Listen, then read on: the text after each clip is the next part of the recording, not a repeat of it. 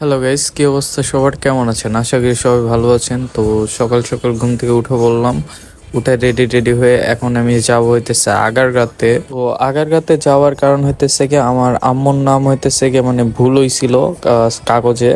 তো স্কুল থেকে ভুল করছিল, তো এটা সংশোধনের জন্য আর কি আগারগাঁতে যাব। তো কারিগরি বোর্ডে তো আমি ক্লাস 9-10 কারিগরি নিয়ে পড়ছিলাম, এই জন্য আর কি ক্যাটাগরিতে ভুল হয়েছে। তো এই নাম সংশোধনের জন্য যাইতেছি। তো যেখান থেকে বাসে আর কি টিকিট কাইটে নিলাম। তো যে 2 তলা বাসে মানে বিআরটিসি বাসে উঠতেছি। তো টিকিটের দাম 10 টাকা। তো এখান থেকে যাবে হইতেছে মেট্রো রেলে। তো আমি বাসে যাব না, মানে বাসে এত দূরে যাইতে পারবো না, এই জন্য আর কি মেট্রো রেলে যাব। তো এই যে অলরেডি বাস ছেড়ে দিছে, আর বাইরে মোটামুটি ভালোই গরম ছিল। তো এই যে আমি গরমে একদম ঘামাই গেছে, গাড়ি ছাড়তেছে না কেন। তো একটু পরে দেখি মানে গাড়ি ছাইরা দিছে, মানে মানুষজন উঠে পড়ছে। তো পরে গাড়ি টাড়ি ছাইরা দিছে, পরে যাইতেছিলাম। আর এই যে আমি তো দেখাইতেছিলাম আমার চুলগুলো অনেক বড় বড় হয়ে গেছে, চুলগুলো কাটতে হবে। আর এই যে গাড়ি ছাড়ার পরে বাতাস লাগতেছিল, ভালোই লাগতেছিল। আর আমি সবসময় বিআরটিসি বাসের সামনে বসার চেষ্টা করি, তো সামনে বসে যাইতেছিলাম আর কি। তো ওই যে কথা বলতে বলতে চলে আসছি আর কি ওই মেট্রো রেলের এখানে। তো এখান থেকে আর কি মেট্রো রেল আরো কিছু দূর দূরে তো যাইতেছিলাম। আর এই যে এটা হইতেছে গিয়া মানে উত্তরা উত্তর মেট্রো রেল। তো একদম লাস্ট মাথা, তো এখান থেকে উঠবো আর কি। তো ফার্স্টে হইতেছে বাস থেকে নামে বললাম, নামার পরে যে মেট্রো রেলের ইয়ে দেখাইতেছিলাম। তো এখন অলরেডি উপরে চলে আসলাম। আসার পর দেখি যে অনেক বড় সিরিয়াল আর কি টিকিট কাটার জন্য। তো পরে আর কি অনেকক্ষণ ধরে ওয়েট করতেছিলাম টিকিটের জন্য। তো পরবর্তীতে যে আমি দেখাইতেছিলাম, আমার মাথার উপরে অনেক বড় একটা ফ্যান ছিল, অনেক ঘুরতেছিল। তো ওই যে অলরেডি টিকিট নিয়ে পড়ছি, আর এই যে বড় ফ্যান, মোটামুটি অনেক ভালোই বাতাস। তো এই যে নামার পরে এই যে এখানে মানে টিকিটটা পাঞ্চ করলাম, পাঞ্চ করার পরে এখন চলে যাবো আর কি মেট্রো রেলের জন্যে। তো আগারগাঁতে যাওয়ার মানে কারণটাই হইতেছে মানে আম্মুর সংশোধনের মানে নাম সংশোধনের জন্য। তো এটা আমার ক্লাস 8 এইরকম হয়েছে, এখনো 3 বছর হয়ে গেল, কেন এটা সংশোধন করতেছে না আমি এটাই বুঝতেছি না। তো ওদের কাছে গেলে খালি ওরা ঘুরাইতেছে, বারবার বলতেছে যে পুলিশ ভেরিফিকেশন লাগবে। তো আমি এর আগেও একদিন গেছিলাম, পরে বলছে যে তোমার পুলিশ ভেরিফিকেশন করে নাই, পুলিশটা ভেরিফিকেশন করতে বলো তাহলেই হবে।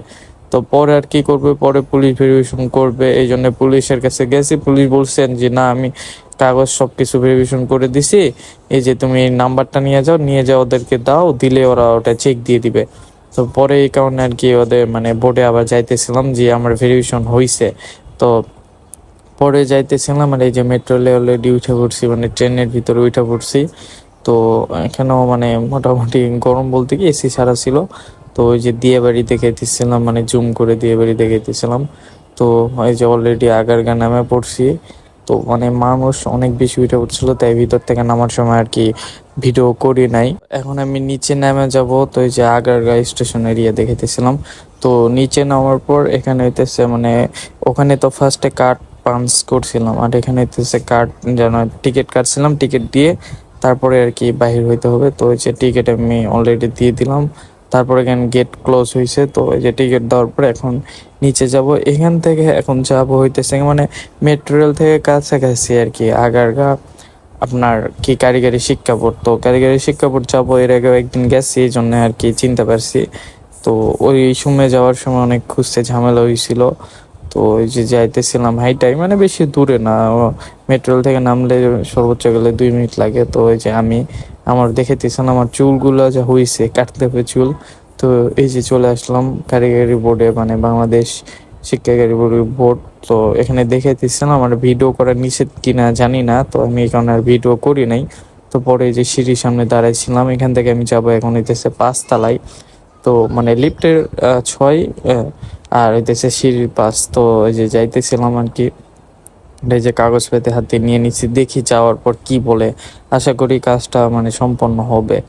তো এই যে অলরেডি মানে কাগজ টাগজ ইয়ে করলাম, আর কাগজ দেখাইতেছিলাম। তো পরে একটা ম্যাডামের কাছে গেছি, ম্যাম বলল যে মানে স্যার নাই, স্যার নাকি লাঞ্চের জন্য বাইরে গেছে। তা আমাকে বললো যে ওয়েট করতে।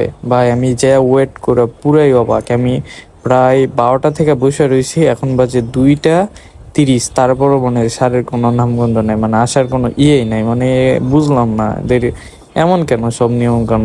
তা আমি এই ফাঁকে আর কি আপনাদেরকে কাগজপাতি দেখাইতেছিলাম, আর এত টাইম লাগার কারণে আমি সেটাই বুঝতেছি না। তো তারপরে স্যার আসলো, আসার পর বলতেছে কি যে তোমার কাগজে হইতেছে মানে অনেক হয়েছে, তো এটা আমরা পুলিশের কথা বিশ্বাস করি না, পুলিশ বললে হবে না, তুমি ভেরিফিকেশন করে ওদেরকে কাগজ নিয়ে আসো, পুলিশের কথা বিশ্বাস আবার কি করবে। তো পরের দিন আব্বুরে কাগজ দিলাম, দিয়ে পাঠালাম। পুলিশ, আব্বু বলতেছে ও একটা ইমেল দিছে, ইমেল দেওয়ার পর তো আমি ইমেলে পাঠাইছি, ইমেল নাকি ভুল। তাহলে কেমনটা লাগে, তাহলে আমি যে এত কষ্ট করে আগের গেলাম, ওরা ইমেল দিছে, ইমেল হইতেছে নাকি ভুল। একটা ইমেল দিয়ে দিলে তো বললাম যে স্যার আপনি তাহলে একটা কোনো কিছু দেন যে আমি যেটার মাধ্যমে আপনার সাথে কন্ট্যাক্ট করবো। তো পরে ইমেল দিছে, বলছে যে ইমেলে কাগজ পাঠাইতে। তো ইমেল নিয়ে গেছি, ইমেলও পুরোপুরি ভুল। তাহলে কেমনটা লাগে কোন? তো এইটাই করে আর কি বাসা দিয়ে চলে আসলাম। তো থ্যাংক ইউ সো মাচ, আল্লাহ হাফিজ, ভালো থাকবেন, আসসালামু আলাইকুম।